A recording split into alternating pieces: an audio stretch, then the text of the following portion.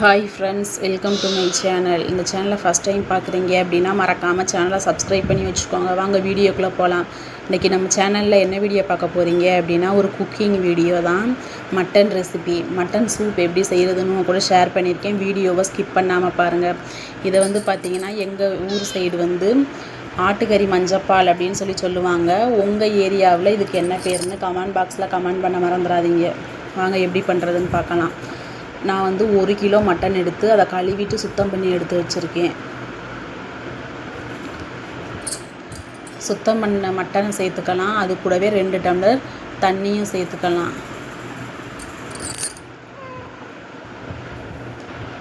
அதில் கொஞ்சமாக மஞ்சத்தூள், கொஞ்சம் உப்பு சேர்த்து லைட்டாக வேக வச்சு எடுத்துக்கலாம். அரை வேக்காடாக வேக வைக்காமலும் அப்படியே பண்ணலாம். ஆனால் இந்த மாதிரி வேக வச்சு பண்ணும்போது டைம் உங்களுக்கு மட்டன் வேகிறதுக்கு டைம் எடுத்துக்காது. வேகிற கேப்லேயே பார்த்தீங்கன்னா இந்த ரெசிபிக்கு தேவையான பொருட்கள்லாம் ரெடி பண்ணி எடுத்துடலாம். நானும் அப்படி தான் ரெடி பண்ணி எடுத்து வச்சுருக்கேன். மட்டனும் நல்லா வெந்துருச்சு. இப்போ எப்படி அதுக்கு என்னென்ன பொருட்கள் தேவைன்னு பார்க்கலாம் வாங்க. சின்ன வெங்காயம், பூண்டு, தக்காளி, தாளிக்கிறதுக்கு கருவேப்பிலை, புதினா, அரைச்ச மசாலா. இந்த மசாலா பொருட்கள் என்னென்னு பார்த்தீங்கன்னா பெரிய துண்டு 1 துண்டு இஞ்சி எடுத்து அரைச்சி வச்சுருக்கேன். 1 ஸ்பூன் சோம்பு, 1 துண்டு பட்டை அரைச்சி எடுத்திருக்கேன். 2 ஸ்பூன் சீரகமும் கொஞ்சம் மஞ்சள் தூள் சேர்த்துருக்கேன். மஞ்சள் தூள் பார்த்திங்கன்னா நம்ம கறி வேக வைக்கும் போதே சேர்த்துருக்கோம். அதனால் லைட்டாக மட்டும் சேர்த்து அதையும் அரைச்சி எடுத்திருக்கேன். அடுத்து பார்த்திங்கன்னா தாளிக்கிறதுக்கு ஹோல் கரம் மசாலா எடுத்திருக்கேன். பட்டை, ஏலக்காய், கொஞ்சம் சோம்பு, கல்பாசி எல்லாம் சேர்த்து அதை எடுத்து வச்சுருக்கேன். சின்ன வெங்காயத்தை தோல் உரிச்சிட்டு கழுவிட்டு தட்டி எடுத்து வச்சுருக்கேன். 1 கிலோவுக்கு பார்த்திங்கன்னா நம்ம கையால் 2 கை அளவு சின்ன வெங்காயம் எடுத்துக்கலாம். தட்டி எடுத்திருக்கேன்.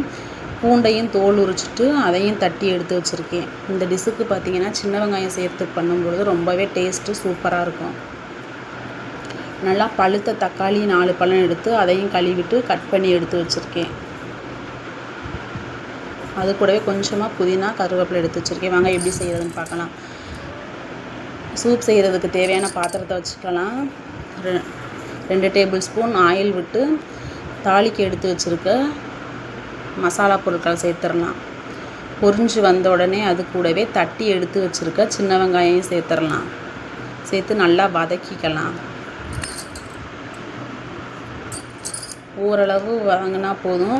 அது கூடவே கட் பண்ணி எடுத்து வச்சுருக்க தக்காளியும் புதினா, கருவேப்பிலையும் சேர்த்துடலாம்.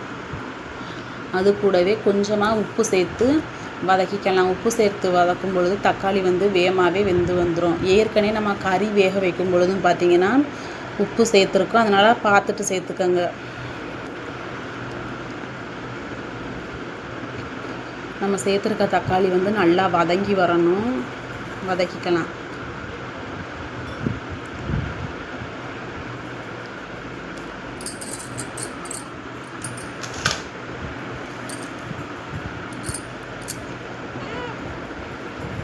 மட்டன்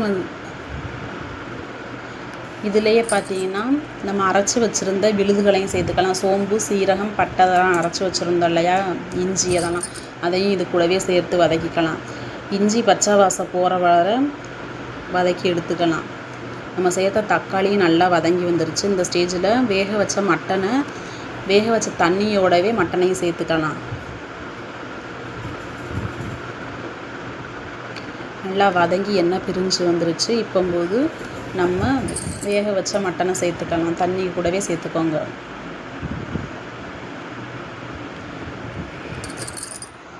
நம்ம மட்டன் ஏற்கனவே அரை வேக்காடு மாதிரி வேக வச்சு தான் எடுத்துருக்கோம். அதனாலவே நம்ம சேர்த்த மசாலா பொருட்கள் சேர்ந்து வேகிற வரைக்கும் ஒரு 5 நிமிஷம் வெயிட் பண்ணலாம். மட்டன் குழம்பு செஞ்சோம் அப்படின்னா நம்ம வீட்டில் குழந்தைங்க இருந்தால் சாப்பிட மாட்டாங்க. இந்த மாதிரி சூப் மாதிரி செஞ்சு கொடுத்தீங்க அப்படின்னா அவங்க விரும்பி சாப்பிடுவாங்க.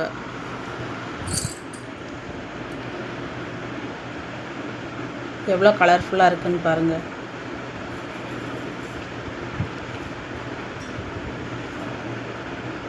நல்லா கொதித்து வெந்து வருது. நம்ம சேர்த்த மசாலா, தக்காளி, வெங்காயம், பூண்டு இந்த பொருட்கள்லாம் மட்டனோடு சேர்ந்து வெந்து ரொம்ப டேஸ்ட்டாக ரெடி ஆயிடுச்சு. இந்த ரெசிபி பார்த்தீங்கன்னா சூப் மாதிரியும் எடுத்துக்கலாம். அப்படி இல்லை அப்படின்னா ஒயிட் ரைஸ் கூட எடுத்துக்கலாம். இட்லி தோசை எல்லாத்துக்குமே ரொம்ப டேஸ்ட்டாக இருக்கும். ட்ரை பண்ணி பாருங்கள். சூப்பராக ரெடி ஆயிடுச்சு. எவ்வளோ கலர்ஃபுல்லாக இருக்குன்னு பாருங்கள்.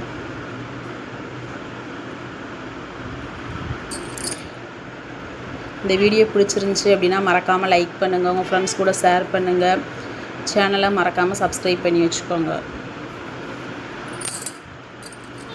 நீங்களும் ட்ரை பண்ணி பாருங்கள். நான் சொன்ன அளவுகளோட ட்ரை பண்ணி பார்த்துட்டு எப்படி வந்துச்சு அப்படின்றத கமெண்ட் பண்ண மறந்துடாதீங்க.